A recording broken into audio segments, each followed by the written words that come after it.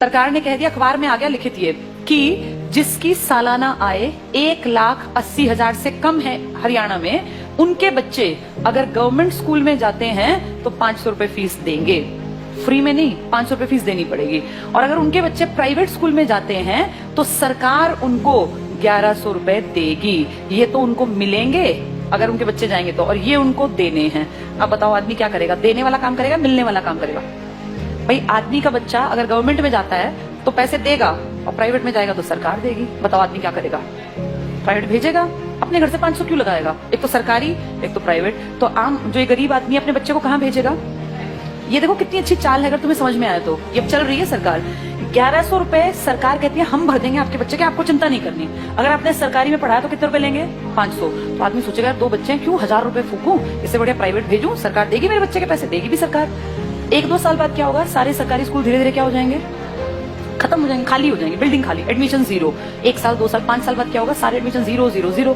फिर सरकार दिखाएगी बजट में कि तो घाटे का नुकसान का सौदा है, सरकारी स्कूल बंद पड़े हैं जी, बिना बात इन टीचर्स को हम इतनी सैलरी दे रहे हैं, चपड़ासी रखे हुए हैं, हेडमास्टर है, कोई बेल बजाने वाला है, बच्चा तो कोई आता नहीं। तो कहेंगे काम करो, इसको बेचो, इस प्रॉपर्टी को बेचना स्टार्ट करो। सरकारी प्रॉपर्टी है, हर गांव में सरकारी स्कूल है। आप सोचो कितने स्कूल होंगे भारत में। धीरे धीरे करके अगले आने वाले 5 से 7 साल का भारत ऐसा बता रही हूँ मैं, जो होगा देखना तुम्हारे सामने। ये सारे स्कूलों का दाम निकलेगा, दाम इन द सेंस भाई जहां जितनी महंगी प्रॉपर्टी है वहां महंगा। अब कौन खरीदेगा पूरे देश की बेल्ट को? जिसके पास पैसा है। तुम और मैं तो नहीं खरीद सकते देश के स्कूल, तो उस देश के पूरे स्कूलों को खरीदने का किसके पास पैसा है?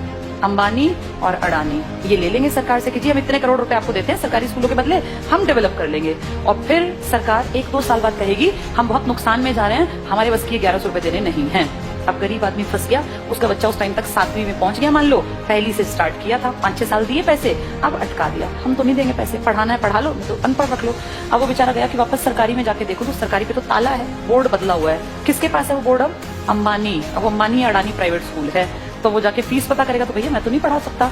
वहां से भी गया और वहां की औकात नहीं है, दोनों गए। आने वाले समय में आदमी वो पढ़ा पाएगा जिसके पास बहुत ज्यादा पैसा होगा। देखते देखते तुम्हारी सारी सुविधाएं सरकार से छीन छीन के किसके पास पहुंचाई जा रही हैं? प्राइवेट। बस तुम्हें समझ में लेट आएगा, जब तक समझ में आएगा फिर चीख चिल्ला लेना, फिर थोड़ी ना कुछ होगा। सरकार वापस थोड़ी ना लेती है किसी भी चीज को, दे दी सो दे दी। मैं तुम्हें अपना एग्जाम्पल देती हूँ। जब मैं जॉब में आई थी ना, उस टाइम पर हमारा पहला बैच था जिनकी पेंशन बंद की गई थी। मैं उसकी खुद, जैसे मान लो लाइव तुम्हारे सामने एग्जांपल हूं, जिनकी सबसे पहली पेंशन बंद हुई वो हमारा बैच था। हमें समझ नहीं आया कि सरकार ने क्या किया, क्योंकि उस टाइम हमारी उम्र थी 20-21 साल। 20-21 साल के बच्चे को थोड़ी ना पेंशन की कीमत पता है। लेकिन अब जब उम्र बढ़ रही है तो समझ में आ रहा है सरकार ने सब कुछ खत्म कर दिया बुढ़ापे का। तुम्हारे माँ बाप अगर किसी के गवर्नमेंट जॉब में थे और अगर वो रिटायर्ड हैं तो तुम्हें इसकी कीमत पता होगी। पता है इसकी कीमत क्या है? किसी के सामने आखिरी सांस तक हाथ नहीं फैलाना पड़ता। ये है पेंशन की कीमत। आपका बेटा निकम्मा निकले, नालायक निकले, बेटी आपके लिए कुछ ना करे, आपको चिंता ही नहीं।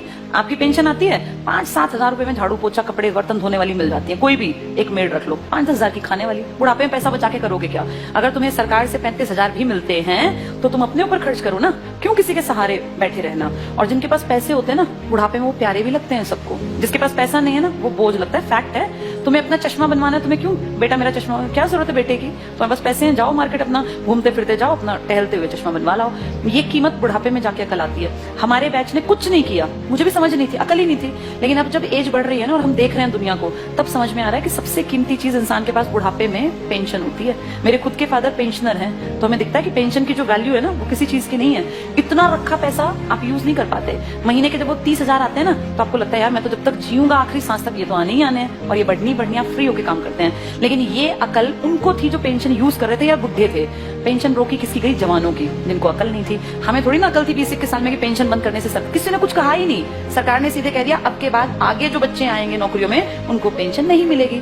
अगर हमें अकल होती, सारे देश के लोग आवाज उठाते तो ना बंद होती पेंशन।